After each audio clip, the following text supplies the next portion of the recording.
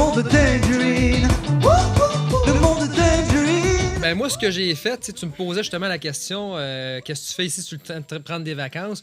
Ben oui, je prends un peu plus des vacances pour le Québec. Par contre, je suis en train vraiment de me spécialiser dans des investissements extérieurs au Québec, que ce soit le Mexique, la République dominicaine. Je travaille sur Dubaï présentement aussi également avec quelqu'un. Moi, mon but, dans le fond, c'est que au Mexique, je me suis associé avec 3 courtiers immobiliers, 3 agences qui sont... Où est-ce qu'il y a des Québécois là-bas qui sont sur place, qui connaissent très bien le marché, les projets, autant l'usager que le neuf. Et là, ça me permet justement de travailler avec eux autres. Puis, je vais pouvoir lister leurs projets au Québec aussi. Puis, juste choisir les projets prime spot, les projets solides pour les présenter aux Québécois. Parce que c'est sûr que des projets immobiliers partout dans le monde, République, Mexique, tout ça, il y en a des tonnes. Mais à un moment donné, moi, ça fait comme 22 fois que je vais à Playa, je visite plein de projets à toutes les fois que j'y vais. Puis, tu sais, il faut tasser les bons projets des moins bons projets, les bonnes localisations des moins bonnes localisations. Fait que moi, ce que je veux faire, c'est offrir aux Québécois, à mes investisseurs, à mes partenaires ici, les meilleurs projets, les mieux placés, les meilleurs prix, les meilleures conditions. Parce qu'effectivement, le Mexique, présentement, les taux d'intérêt sont stables. Il y a des investissements majeurs. Des Québécois au niveau du Canada, des États-Unis, des autres pays où ça va justement plus mal à cause de la hausse des taux d'intérêt. Le Mexique ne vit pas ça. Fait que là, de plus en plus, les gens, ils n'achètent plus dans leur propre pays. Ils s'en vont acheter dans ces pays-là parce que les valeurs continuent à monter puis c'est pas fini. Là, fait que c'est le temps. Mais au Mexique, c'est pas comme... T'as pas des spots que tu peux acheter. Tu peux pas acheter partout, hein? Je pense quand tu es de l'extérieur... Oui, bien, en fait, faut que tu aies une espèce de... Ils appellent ça le fidéicommisso, un fidéicommis. Puis là, avec ton nom personnel. À ton nom personnel, un étranger ne peut pas acheter plus qu'une propriété à moins de 50 km de la plage. OK. Par contre, là, moi, c'est sûr, je viens de n'acheter une deuxième, puis je vais continuer dans le processus. Ben, il y a moyen de créer des compagnies, d'aller chercher sa carte de citoyenneté. Présentement, le Mexique, citoyenneté temporaire, si tu démontres des revenus de, mettons, plus que 30 000 par année, puis tu démontres que tu as un certain montant dans ton compte, tu es capable d'avoir une carte quand même assez rapidement, en 3 à 6 mois, de citoyenneté temporaire 4 ans. Et ça te permet d'acheter plus de propriétés. Tu peux aussi faire une voiture aussi, hein, je pense, parce que tu n'as pas le droit d'avoir une voiture. Oui, tu peux avoir... C'est ça, il y a des... t'es pas... C'est ça, ouais, mais il y a des façons quand même. Il y a des façons. Puis, tu sais, pour vrai, ça, il y a vraiment des personnes, des Québécois, des Français, des Françaises là-bas qui se spécialisent justement pour aller chercher justement les plaques de voiture pour toi, la bonne compagnie, ta citoyenneté. Fait qu'il y a vraiment là, un paquet. Puis moi, ça fait partie un petit peu de justement le counseling que je donne. C'est pas juste de dire, hey, parfait, tu vas acheter un condo, tu veux en acheter 2, tu veux en acheter 3. C'est pas juste ça. C'est le condo, le financement, ta citoyenneté, les chars. Fait que, c'est un genre de package que j'essaie de créer parce que tout le processus, ben moi, j'ai passé à travers de ça. Je sais c'est quoi, je sais c'est long. Puis là, ben, tu sais, je commence à être rapide là-dessus. Fait que quelqu'un qui veut acheter, ben regarde, tu vas avoir ta citoyenneté. OK, parfait, va voir telle personne. Tu veux ton char, va voir telle personne. Fait que c'est facile maintenant, là, parce que... Puis moi, c'est ça que je veux faire là. C'est ce que je suis en train de faire en République dominicaine. Puis que dans les prochains 3 mois, je vais aller à Dubaï. Je vais aller voir les projets à Dubaï parce que Dubaï, encore une fois, c'est un beau... c'est un beau paradis fiscal, comme on dit. Il y a des choses à faire intéressantes là-bas. Ben, nous, quand on est allé en République, moi, c'est ma place favorite. Mm-hmm. Sauf que toi, tu as investi à Punta Cana. Oui, j'ai acheté un projet qui s'appelle le projet Atlantida. Okay. C'est un projet, ils ont comme reproduit l'Atlantide. Vraiment, ils appellent ça la Golden Zone Punta Cana, la plage de Bavaro, qui est l'une des plus belles plages de Punta Cana. Projet à 12 km de l'autoroute. Premier projet, 500 unités, 520 unités. Deuxième affaire, 450 unités, plus un complexe sportif. Fait que c'est vraiment comme une ville intérieure avec centre d'achat, supermarché. Première piscine, elle a 18 000 mètres carrés. Wow. Une piscine. Puis le deuxième projet, c'est une piscine un peu comme un genre de river, une rivière lente, tout ça, avec des condos qui sont sur des îles. Aussi, c'est vraiment beau. Puis les gens, s'ils veulent investir, peuvent te contacter? Oui, ils peuvent m'appeler, tout ça. Je leur parle du projet, je leur envoie les renders, les photos, les prix. Puis après ça range à peu près dans quel prix? Les prix, ça part à 139 US. Puis là, ça va jusqu'au Penthouse à 700-800 000 US. Puis encore là, on parle du principe du complexe autogéré. Donc, Quand vous n'êtes pas là, le complexe le gère pour vous. On parle de rendement entre 6 et 8,5 par année sur l'investissement, avec un taux d'occupation d'à peu près, je pense qu'il avait calculé à 65 ce qui est très bon. Tu sais, là-bas, c'est plus 80-81 mais eux autres, ils l'ont calculé à 65 puis ça donne un rendement entre 6,5 et 8 sur l'investissement. Il y a des plans de paiement mensuels. Tu ne payes pas tout d'un coup. Fait que, c'est intéressant. Mais il paraît que la République dominicaine, d'après les gens qu'on a rencontrés, nous autres, on était à Sosua, quand on a rencontré des gens qui étaient là, vous pouvez aller le voir justement sur le patreon.com, le monde de Tangerine, ou sinon sur le YouTube.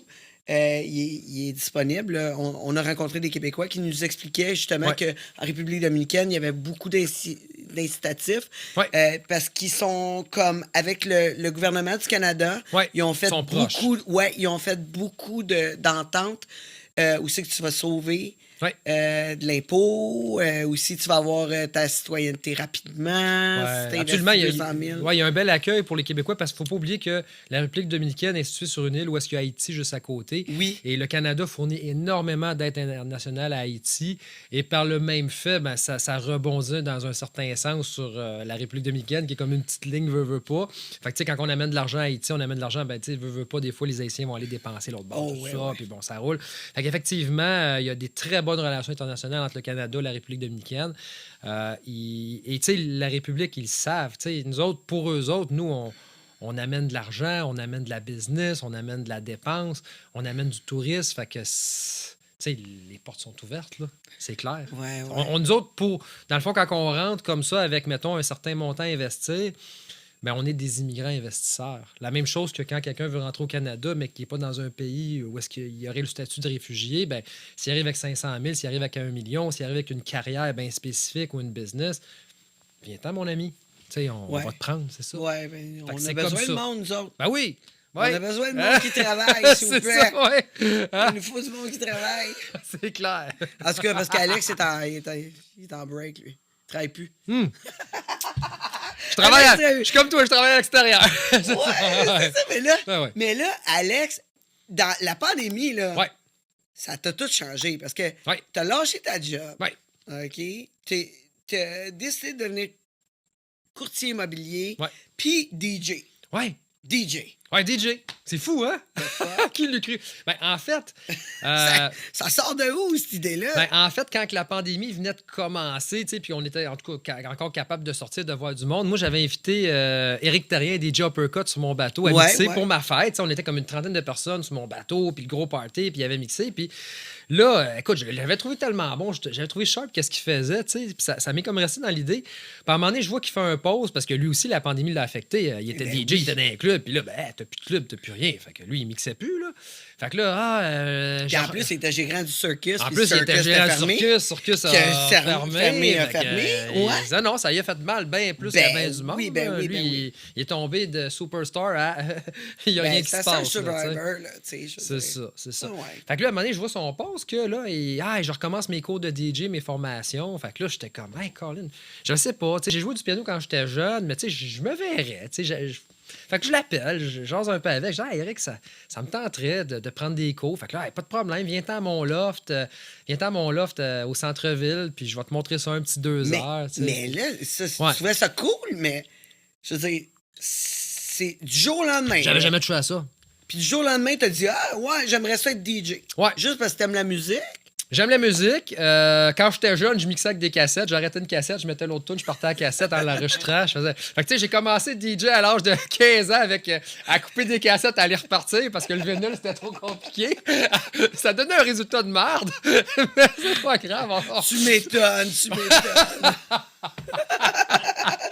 Avec des cassettes. On sortira.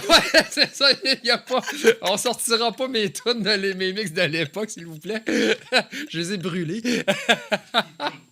C'est ça, tape deck, t'arrêtes. Là, tu changes la tune, là, tu repars. Puis là... non, mais c'est ça. C'était mauvais. Là. C'était juste ça, j'avais pas de table tournante. Puis de toute façon, j'aurais pas su quoi faire. Fait que là, écoute, j'avais jamais touché une table de mixage de ma vie. Fait que là, je m'en vais à son studio. J'ai dit, OK, Eric, j'arrive avec mon laptop. Là, parfait. Je veux devenir DJ. Je veux devenir comme toi. Parce que oui, j'avais du temps, tout ça. Puis c'était correct. Fait que là, Eric m'a transmis sa passion. C'est probablement, je sais pas, je connais pas les autres profs, là, mais comme prof, comme passionné, j'aurais pas pu tomber mieux. Ah, ben, mon fils, il a pris mon fils, Canuel C'est- Loriot, il Ah! est artiste, c'est Ouais. un artiste, mon fils. OK. Chanteur, tout, Ouais. mais un moment donné, j'y ai fait prendre Ouais. un cours avec Eric, avec Ouais. Uppercut. Ouais. Là, il a pris un cours et il a trouvé super bon. là. Oui, non, ben pour vrai, autant, C'est tu ça. sais, techniquement, puis tu sais, c'est un prof qui est sévère, là, tu sais, c'est pas, ah, tu sais, on prend ça smooth, là, c'est non, tu sais, tu vas être bon, puis il m'a tout montré la technique, où aller chercher les tunes, comment les enregistrer, comment créer ton logiciel, comment, puis après ça, la table, tu sais, c'est tous les pitons, toutes les affaires, les fonctions, puis tu sais, autant, là, comment placer tes mains, la progression musicale, tu sais, il a Parce que étudié toi, le tu pars accord. de zéro. Moi, je pars de là. zéro, puis c'était quasiment la meilleure chose à même faire. T'avais même pas une base en musique, là. Rien. J'avais même pas de j'avais pas de table, j'avais pas de Fait de que là, table, tu j'avais sais, aucune idée comment non, ça non, marchait. c'est- Moi, t'avais je voyais de la ça. misère à faire Moi, je voyais une boîte avec des la danse pitons. en ligne, là. 1, 2, 3, 4... Non, Moi, je voyais une boîte avec des pitons, là, puis j'étais comme. Je pense que ça va me Ouais. prendre 200 heures avant de comprendre comment ça marche, cette histoire. Le monde de Tangerine.